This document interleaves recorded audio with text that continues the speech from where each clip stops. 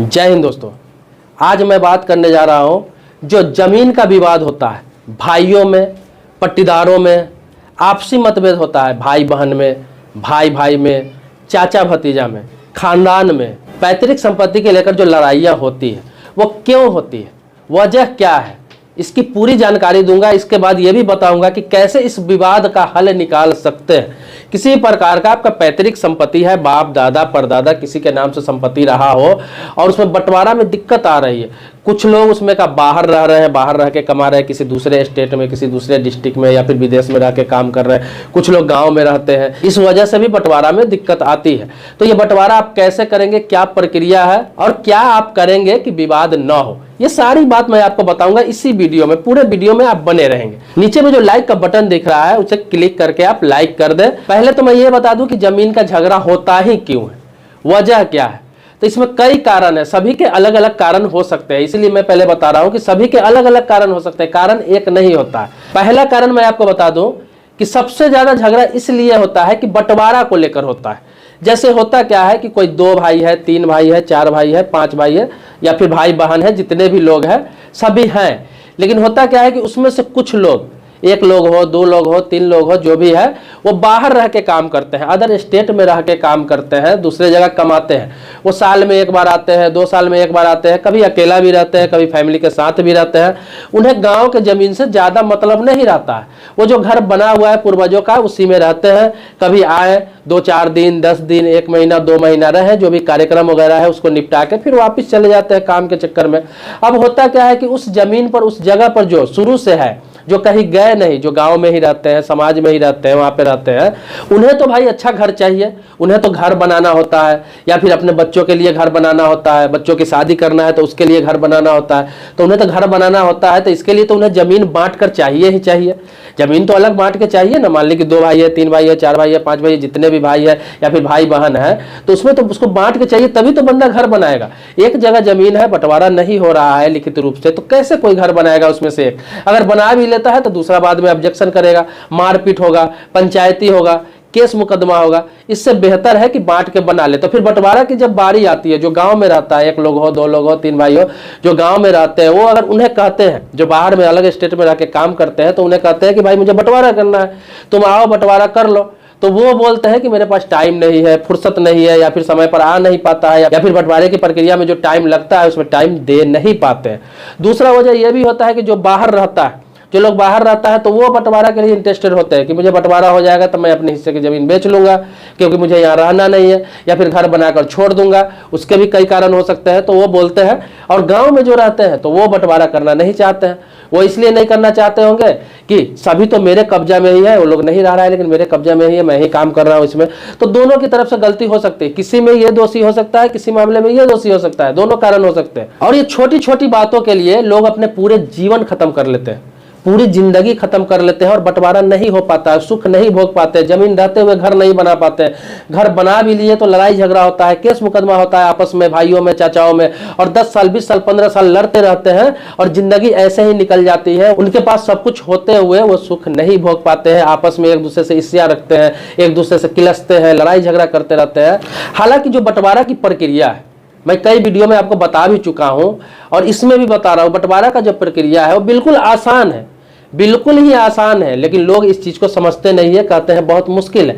मुश्किल कब होती है? जो परिस्थिति मैंने आपको बताया उस परिस्थिति में मुश्किल हो जाता है। जैसे अगर 4 भाई है, 3 भाई है, 5 भाई है, बहन भी है, तो उसमें से कोई एक भी तैयार नहीं होता है उसमें से बंटवारा के लिए, तो दिक्कत आ जाती है। अगर सभी लोग तैयार है तो बंटवारा के लिए कोई दिक्कत नहीं है। आपको अपने तहसील में आवेदन देना है, जिसे हम अंचल कार्यालय कहते हैं, तहसील बोलते हैं, कहीं कहीं अंचल कार्यालय बोलते हैं, कहीं सर्किल ऑफिस बोलते हैं। वहां पे जाना है तहसीलदार के पास या फिर अंचलाधिकारी के पास या फिर सर्किल ऑफिसर के पास, जो होते हैं अंचल में, कहीं ब्लॉक में भी बैठते हैं वो, तो उनके पास आवेदन देना है आपको बंटवारा के लिए। वो खुद सारी प्रक्रिया करेंगे और आपका अलग अलग बंटवारा करके, अलग अलग म्यूटेशन करा के, अलग अलग नाम से रसीद काट देंगे, कोई झंझट ही नहीं है। लेकिन वहां पे क्या है, सभी लोगों को उपस्थित होना जरूरी होता है, सभी लोगों को साथ में आवेदन देना होता है, सभी लोगों का सिग्नेचर होता है और एक नक्शा बना के आपको देना होता है हाथ से। नक्शा का मतलब पूरे जमीन का नक्शा नहीं, आपका कहां पर जमीन है और किसका हिस्सा किधर किधर आप दे रहे हैं, एक चौकोर में आप नक्शा बनाकर उन्हें दे सकते हैं और देंगे। अगर उन्हें संतुष्टि नहीं होगी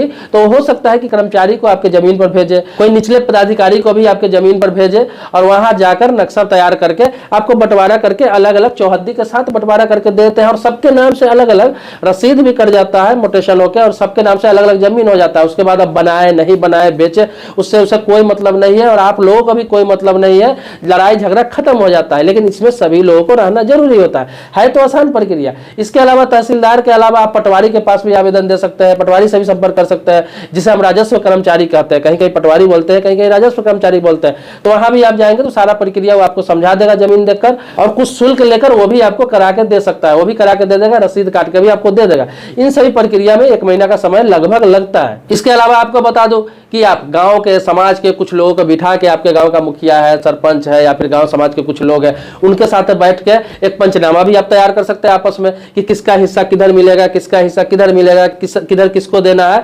ये पंचनामा तैयार करके भी आप स्टाम्प पेपर पर और सरपंच से या फिर आपके गांव का मुखिया है, आपके गांव का प्रधान है, किसी से भी आप सर्टिफाइड करा सकते हैं। 2 4 5 गवाह बनाकर आप करा सकते हैं। उसके आधार पर भी आप जाकर मोटेशन करा सकते हैं या फिर तहसील में बंटवारा के लिए आवेदन दे सकते हैं। बहुत सारी प्रक्रिया है, बहुत आसान प्रक्रिया है, लेकिन लोगों ने खुद इसे मुश्किल बना दिया हुआ है। लोग इसे शान की लड़ाई समझ लेते हैं, आपस में भाई से चाचा से लड़ाई में शान की लड़ाई समझ लेते हैं, जबकि एक दूसरे के खून ही होते हैं, एक ही नस्ल से आए हुए होते हैं। लेकिन पता नहीं हमारे भारत में जमीन को लेकर इतने लोग परेशान रहते हैं कि लोगों को खून करने के लिए तैयार हो जाते हैं। आपको मैं एक सलाह देना चाहूंगा कि आप बाहर में रह के कहीं काम करते हैं, आपके पास अच्छा कारोबार है, आप लाखों में कमा रहे हैं, करोड़ों में कमा रहे हैं, जबकि गांव में जमीन आपका 2 लाख 4 लाख 5 लाख का है, आपके 2 भाई 3 भाई कोई रह रहे हैं। एक अच्छा सलाह देना चाहता हूं, आपकी मर्जी करे ना करे, अगर है मान लिया जाए वहां पर अगर गांव में जो भाई रह रहे हो थोड़ा कम ही हिस्सा आपको दे रहा है तो क्या दिक्कत है आपको, या फिर बंटवारा में थोड़ा इधर उधर ही हो जा रहा है तो क्या दिक्कत है, आप तो उससे बहुत स्ट्रांग है।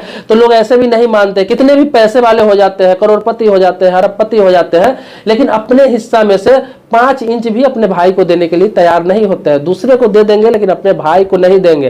कोर्ट में लड़ाई करेंगे, पार्टीशन शूट करेंगे, 10-10 साल 5-5 साल लड़ेंगे, लेकिन अपने भाई को 1 फीट 2 फीट 5 फीट या फिर 2 धुर 10 धुर जमीन नहीं दे सकते हैं। और यही कारण है कि इसी चीज में उलझ के एक भाई बहुत बड़ा पैसा वाला तो हो जाता है और पैसे के साथ पे बहुत कुछ करता रहता है, दूसरा भाई इसी में उलझ के और गरीब हो जाता है और परेशान हो जाता है।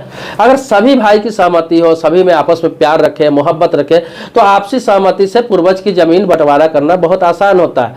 पैतृक संपत्ति जो होता है परदादा के नाम से, दादा के नाम से, पिता के नाम से, मतलब आपसे लेकर आपके 4 पीढ़ी पीछे तक का संपत्ति जो होता है उसे पैतृक संपत्ति कहते हैं। वो संपत्ति भले सभी के नाम पर ट्रांसफर होकर आ रहा है, लेकिन उसमें सीधा सीधा उस परिवार में जो भी जन्म लेता है नया, उसका अधिकार हो जाता है, चाहे वो बेटा हो या बेटी हो। अब तो हिंदू उत्तराधिकार संशोधन अधिनियम 2005 के तहत लड़का हो या लड़की हो सबका बराबर अधिकार है, चाहे वो शादीशुदा हो या फिर कुंवारी हो, चाहे लड़का शादीशुदा हो या फिर कुंवारा हो, इससे कोई मतलब नहीं है, सबका बराबर का हिस्सेदारी होता है पैतृक संपत्ति में।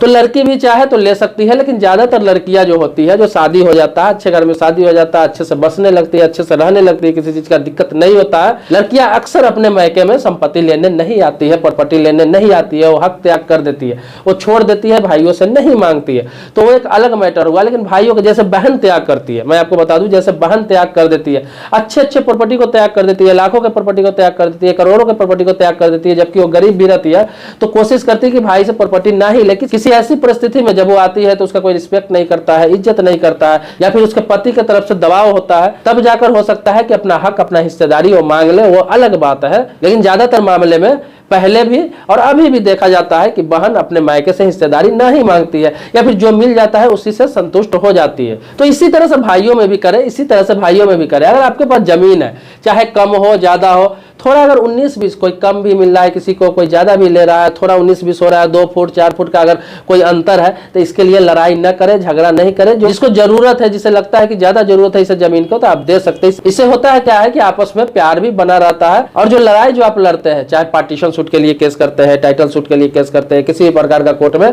आप केस करते हैं, वो 10 साल 5 साल 20 साल लड़ते हैं, पता चलता है जितना का जमीन नहीं उससे ज्यादा आपका खर्च हो जाता है।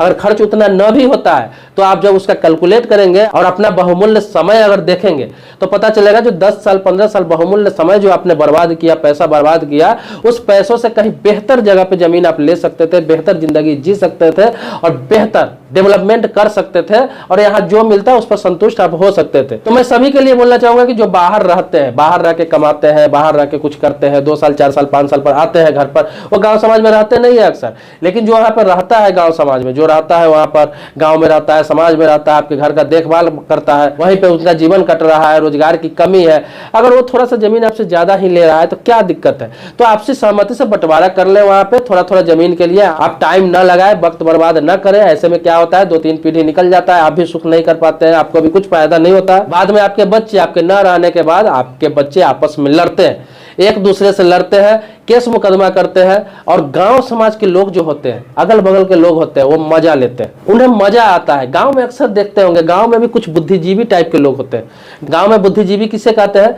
अक्सर देखेंगे सलून में बैठे रहेंगे, चाय के दुकान में बैठे रहेंगे, चौक चौराहा जो है वहां पे बैठ के जुआ खेलते रहेंगे, टाइम पास करते रहेंगे। उनका बच्चा कहाँ जा रहा है, उनके घर का स्थिति क्या है, उसने खुद जीवन में कुछ अचीव किया या नहीं किया, उससे उसको कोई मतलब नहीं, पूरी जिंदगी ऐसे ही काट देता है। लेकिन अगर गांव में कोई लड़ रहा है, गांव में कोई भाई में लड़ रहा है, चाचा भतीजा में लड़ रहा है, केस मुकदमा हो रहा है, उसमें उसको मजा आता है, जाकर वहां पे रोटी सेकते हैं, एक पक्ष को पकड़ लेते हैं, उसका साथ देते हैं, कुछ पैसा भी कमाते हैं, उसे उकसाते हैं और बाद में खूब मजा लेते हैं। मतलब कि वो आपको ही नहीं, आपके नस्ल को बर्बाद करता रहता है। और आपको क्या लगता है? आपको यही लगता है कि मेरा शुभचिंतक है, फलाने ने मेरा साथ दिया है, मेरे साथ अच्छा कर रहा है। बताओ, जो भी कहते हैं वो बेचारा मानता है, हर समय तैयार रहता है मेरे लिए। लेकिन सच्चाई यही होता है कि आपके एक भाई के लिए आपके भाई को दुश्मन बना रहा है, एक दूसरे के खिलाफ खड़ा कर देता है, एक दूसरे का दुश्मन बना देता है, आने वाला आपका नस्ल के लिए दुश्मनी पैदा कर देता है। और आप इस चीज को नहीं समझते हैं। इसलिए गांव समाज के जो भी लोग हैं, संबंध अच्छा रखे, वो अलग प्रक्रिया है, लेकिन आप उसके बातों में नहीं आए। ये मत सोचे कि दूसरा मेरे लिए भला सोच रहा है। कभी भी भाई भाई के लिए अच्छा सोच सकता है। आपकी जब बुरी स्थिति होगी, बुरा परिस्थिति में जाएंगे, कोई इमरजेंसी होगी, तो कभी भी आपका भाई ही खड़ा रहेगा। हाँ, 100 में हजारों में एक भाई ऐसा होता है जो आपसे नाराज रहता है, आपसे गुस्सा रहता है, आपके साथ खड़ा नहीं हो, उसके लिए आपका भी उसमें दोष होता है। कोई ना कोई ऐसी बात हो गई हुई रहती है जिसके लिए वो नाराज रहता है, आप मनाने का प्रयास नहीं करते। भाइयों में अच्छा मोहब्बत रखे, बंटवारा के लिए तो कभी लड़े ही मत। बंटवारा के लिए आपसी सहमति से बंटवारा करें। अगर थोड़ा कम ज्यादा भी हो रहा है तो कोई दिक्कत नहीं है। भले ही कानून है, भारत की कानून है कि बराबर का बंटवारा करना है सभी में, लेकिन इसका मतलब ये नहीं है कि हर जगह पे बराबर ही करना है। जैसे मान लिया जाए कि आप 5 भाई है, 3 भाई है, 4 भाई है, 2 भाई है, किसी के पास फैमिली बड़ा है, इनकम का साधन नहीं है। फैमिली बड़ा है, इनकम का साधन नहीं है, लेकिन दूसरा भाई है जिसका इनकम के साधन भी है, फैमिली भी कम है, तो उस परिस्थिति में हो सकता है कि भाई का आप मदद कर सकते हैं। इंसानियत यही कहता है, अपना भाई है, अपना खून है, तो उसको थोड़ा ज्यादा जमीन भी दे सकते हैं, कुछ पैसों से भी मदद कर सकते हैं, कारोबार खड़ा करने में भी मदद कर सकते हैं। लेकिन ऐसा होता नहीं है। किस परिस्थिति में नहीं होता है? होता क्या है कि सभी की शादी अलग अलग जगहों पर होती है और सभी की जो वाइफ आती है, बीवी आती है, सबका सोच अलग अलग होता है और ज्यादातर लोग औरतों का बात सुनने लगता है। मैं ये नहीं कहता कि औरतों का बात नहीं मानना चाहिए, मानना चाहिए, लेकिन अपने अंदर भी बुद्धि विवेक होना चाहिए कि वो मेरा भाई है और मैंने इससे शादी करके कहीं और से लाया है। मैं जिस भाई से लड़ाई कर रहा हूं, जिस भाई से बेईमानी करने के लिए चाह रहा हूं, जिस भाई को नहीं देना चाह रहा हूं, या जिस भाई को मैं अपना प्रॉपर्टी देना चाह रहा हूं और मेरे घर वाली रोक रही है, मेरी वाइफ रोक रही है, तो ये तो कुछ सालों पहले मेरे साथ आई है। किसी का भी शादी होता है तो 22 साल, 23 साल, 25 साल, 30 साल की उम्र में शादी होता है। तो उतना दिन आपने अपने भाइयों के साथ गुजारा, अपने माँ के साथ गुजारा, अपने बाप के साथ गुजारा, अपने फैमिली के साथ गुजारा। लेकिन 22 साल बाद, 25 साल बाद जिसे आप शादी करके लाते हैं और जो कहती है आप उसे मानने लगते हैं। जिस भाई के साथ आपने वक्त गुजारा, बचपन गुजारा, पूरी जवानी गुजारा, उसके लिए कुछ त्याग आप करते हैं, तो ये बहुत बड़ा बड़प्पन है। ऊपर वाला भी आपको देखता रहता है, ऊपर वाला भी आपको देखता रहता है, आपके लिए हमेशा अच्छा होगा। और भाई भाई में जिसका प्रेम है, मोहब्बत है, भाईचारा है, उसका जिंदगी आप देखेंगे, उसका जिंदगी देखेंगे इतना बेहतरीन होता है। आपको अलग से भी बेनिफिट होगा, कारोबार में भी बरकत होगा, घर में भी बरकत होगा, आपको चारों तरफ से अच्छा ही होगा। जिसके भाई में प्रेम रहता है, ये नहीं कि प्रेम रहने का मतलब ये नहीं कि पूरे लाइफ टाइम आप साथ में ही रह रहे हैं, अलग भी रहे तो प्रेम बनाए रखें, एक दूसरे के लिए जरूर सोचे थोड़ा ना थोड़ा। द्वारा। तो सरकार के द्वारा बंटवारा का बहुत ही आसान प्रक्रिया बनाया गया है। हर स्टेट में, किसी भी स्टेट से रहते हो तो बंटवारा के लिए बहुत ही आसान प्रक्रिया बनाया गया है। अंचल कार्यालय से हो, आपको तहसील से, सर्किल ऑफिस से, कहीं से भी करा सकते हैं। अपने पटवारी से भी संपर्क कर सकते हैं, राजस्व कर्मचारी से भी संपर्क कर सकते हैं, कहीं से भी आसान प्रक्रिया है। लेकिन जितना भी विवाद है, आप कोर्ट में जाकर देखिए, सिविल कोर्ट में जाकर आप जब देखेंगे, वहां पे जितना भी विवाद है, आपको पूरा रूम का रूम, हॉल का हॉल पूरा भरा रहता है फाइलों से। और कौन सा फाइल रहता है? ज्यादातर फाइल इसमें रहता है भाई भाई में आपस की लड़ाई, भाई बहन में आपस की लड़ाई, चाचा भतीजा में आपस की लड़ाई, पूर्वजों के प्रॉपर्टी में आपस की लड़ाई।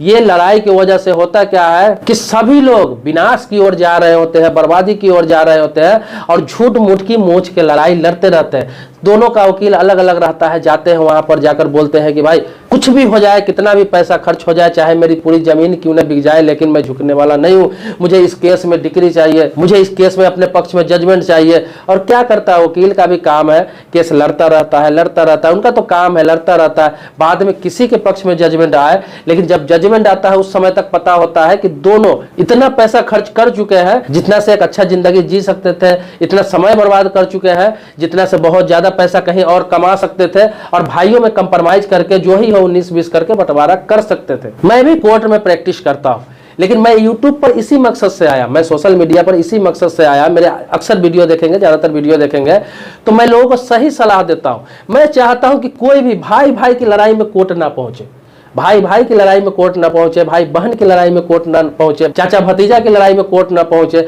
इससे सिर्फ विनाश होता है, आपका डेवलपमेंट रुक जाता है, आपका समय बर्बाद होता है, पैसा बर्बाद होता है। आप बहुत कुछ कर सकते हैं 5 साल 10 सालों में, जो नहीं कर पाते इसे में उलझ करके, और एक दूसरे के नीचे दिखाते रहते हैं, एक दूसरे के दुश्मन बने रहते हैं। लास्ट में रिजल्ट यही आता है कि जो होना होता है वही होता है, और आपके बच्चे भी एक दूसरे के बच्चों का दुश्मन हो जाते हैं। इसी मकसद से मैं सोशल मीडिया पर आया कि लोगों को आगाह करूं, लोगों को समझाऊं, लोगों को बताऊं कि सब गलत है, नहीं करना चाहिए। भाइयों में कंप्रोमाइज करना सीखिए, थोड़ा 19-20 ही है, थोड़ा कंप्रोमाइज करना सीखिए। भाइयों से भी थोड़ा हारना सीखिए। आप हारेंगे तो वो भी हारने का कोशिश करेगा, आप कंप्रोमाइज करेंगे वो भी कंप्रोमाइज करने का कोशिश करेगा। और रही लड़ाई की बात, तो चाहे आपका भाई हो, चाहे माँ हो, चाहे बाप ही क्यों ना हो, आप लड़ाई करना चाहेंगे तो किसी से भी कर सकते हैं, कोई नहीं रोक सकता है। बहुत सारे कारण है, आप लड़ाई कर सकते हैं और लोग करते भी है।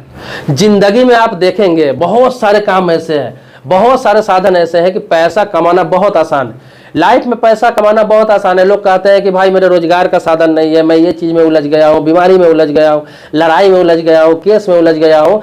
पैसा कमाना बहुत आसान है अगर इन सभी चीजों से आप निकल जाते हैं, इन सभी चीजों पर आप ध्यान नहीं देते हैं। भाइयों से लड़ाई में, चाचाओं में लड़ाई में, पट्टी परदार की लड़ाई में, किसी से दुश्मनी रखने में, किसी से जलने में, या किसी के बारे में बेवजह चर्चा करने में, ये सब में इंटरेस्ट आप नहीं रखते हैं, अपने काम पे फोकस रखते हैं, अपना एम पर फोकस रखते हैं, तो पैसा कमाना बहुत आसान है। आप छोटा से छोटा रोजगार करके, छोटा से छोटा काम करके आप बहुत अच्छा पैसा कमा सकते हैं, बहुत अच्छा पैसा बचा सकते हैं। लेकिन होता क्या है कि लोग आपसी लड़ाई में, आपसी भाईचारा खराब करते हैं। होता क्या है, कभी केस मुकदमा में उलझ जाते हैं, कभी भाई भाई के दुश्मनी में उलझ जाते हैं, कभी एक दूसरे को नीचा दिखाने में, फालतू खर्च में लग जाते हैं। और लोग कमाना तो दूर की बात, जो कमा के रखे हुए रहते हैं उसको भी खत्म कर लेते हैं, उसको भी विनाश कर लेते हैं। आप जब दुनिया में पैदा हुए थे, आप जब दुनिया में पैदा हुए थे तो क्या लेकर आए थे? क्या लेकर आए थे, आप सोच रहे होंगे। तो आप कुछ नहीं लेकर आए थे, आपके हाथ में कुछ नहीं था, न कपड़ा था, न जूता था, न आपके पास प्रॉपर्टी था, कुछ भी नहीं था। आप जब जन्म लिए, बड़ा हुए, तो आपको पता चला कि मेरे पूर्वज का प्रॉपर्टी है, उसमें भी मेरी कुछ हिस्सेदारी है। तो हिस्सेदारी का मतलब ये नहीं होता है कि पूरा एकदम जो कानून बना हुआ है एकदम सटीक हम वही करें, ऐसा नहीं होना चाहिए। भाइयों में भाईचारा है, थोड़ा कम ज्यादा भी मिल रहा है तो आपके पूर्वज ने बनाया। तो आपके कोई बड़ा भाई है या फिर आपसे छोटा ही भाई है, कोई गरीब है, अगर वो ज्यादा ले रहा है, ज्यादा मांग रहा है, उसका परिवार बड़ा है, खर्च ज्यादा है, इनकम का साधन नहीं है, आप अच्छे जगह पे है, अच्छे पोस्ट पे है, अच्छा कमा रहा है, अच्छा बिजनेस चल रहा है, तो थोड़ा ज्यादा भी मांग रहा है तो उसे दे देना चाहिए। कानून अपनी जगह पे है, कानून बना हुआ है, तो इसका मतलब ये नहीं कि आप अरबपति रहिए, आपका भाई भिखमंगा है, भिखारी है, कुछ नहीं है उसके पास, तो भी उस पर जुल्म कीजिए। और थोड़ा बहुत देने के बारी भी आ रही है, देना चाहिए खुद से, तो मांग भी रहा है तो उससे लड़ाई कीजिए, केस मुकदमा कीजिए, उसे नीचा दिखाइए, दूसरे के सह में आके उसे मारपीट कीजिए। इससे आपका शान बढ़ता नहीं है। भले ही 2 लोग 4 लोग मुंह पे आपको अच्छा कह रहा होता है, लेकिन आपके पीठ मोड़ते, जैसे आप पीठ मोड़ते हैं, आपका पीठ पीछे वही लोग कहता है कि कितना हरामी है, कितना कमीना है, कितना सुअर है, कि अपने भाइयों को नहीं दे रहा है, इतना पैसा वाला हो गया लेकिन अपने भाइयों को मदद नहीं कर रहा है। 10 धुर जमीन के लिए, 1 कट्ठा जमीन के लिए, या फिर कुछ जमीनों के लिए भाई से मारपीट कर रहा है। हाँ, दोनों सेम कैटेगरी पे है,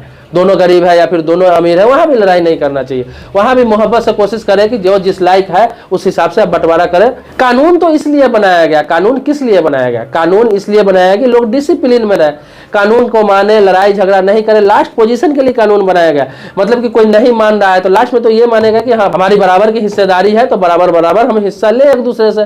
तो इसलिए कानून बनाया गया। कानून इसलिए नहीं बनाया गया कि कोई गरीब है तो भी बराबर ले, अमीर है तो भी बराबर ले। कानून इसलिए बनाया गया कि यहाँ पे बैलेंस बना रहे। लेकिन आपके नियत में होना चाहिए, आपके सोच में होना चाहिए कि अगर मेरा भाई गरीब है, मेरा चाचा गरीब है, या फिर कोई ऐसा है जिसके पास किसी चीज का साधन नहीं है, फैमिली बड़ा है, मैं अच्छा हूँ, स्ट्रांग हूँ, तो चलो थोड़ा ज्यादा भी ले रहा है, क्या दिक्कत है, लड़ाई करने की क्या आवश्यकता है। या फिर जहां बंटवारा की बारी आती है तो वहां पे नखरा न करे, टाइम निकाल के जाए और साथ में आपसी सहमति से बंटवारा कर ले। नखरा न दिखाए कि मेरे पास टाइम नहीं है, मेरे पास फुर्सत नहीं है। बातें तो बहुत सारी है, बातें तो बहुत सारी है जो मैं अगले वीडियो में बताऊंगा। वीडियो बहुत लंबा होता जा रहा है, लोग बोर हो जाते हैं, इसलिए इसको खत्म करता हूं। अगर आप मेरे बातों से सहमत हैं, आप चाहते हैं कि इसी प्रकार से अच्छी अच्छी वीडियो बनाऊं, अच्छा तर्क को दूं, आपको अच्छी अच्छी बातें बताऊं, तो आप मेरे कमेंट बॉक्स में लिख सकते हैं। मैं बार बार कहता हूं कमेंट बॉक्स में आप लिखें। इससे क्या होता है, मैं जवाब अगर नहीं भी दे पाता हूं किसी कारण से, तो मैं उस टॉपिक पर वीडियो जरूर बनाता हूं, जिससे काफी लोगों को फायदा होता है, काफी लोगों को जानकारी होती है। मेरे चैनल पर नया है, पहली बार आया है, तो इस चैनल को सब्सक्राइब कर ले, बगल में बेल घंटी है उसको जरूर दबाएं, ताकि आपको सबसे पहले वीडियो मिले। और अगर पहले से सब्सक्राइबर है, पहले से मेरा वीडियो देखते हैं, आपको मिलता है, नोटिफिकेशन आता है, तो इसके लिए कोटि कोटि धन्यवाद देता हूं। तब तक के लिए जय हिंद दोस्तों, शुक्रिया दोस्तों, धन्यवाद दोस्तों।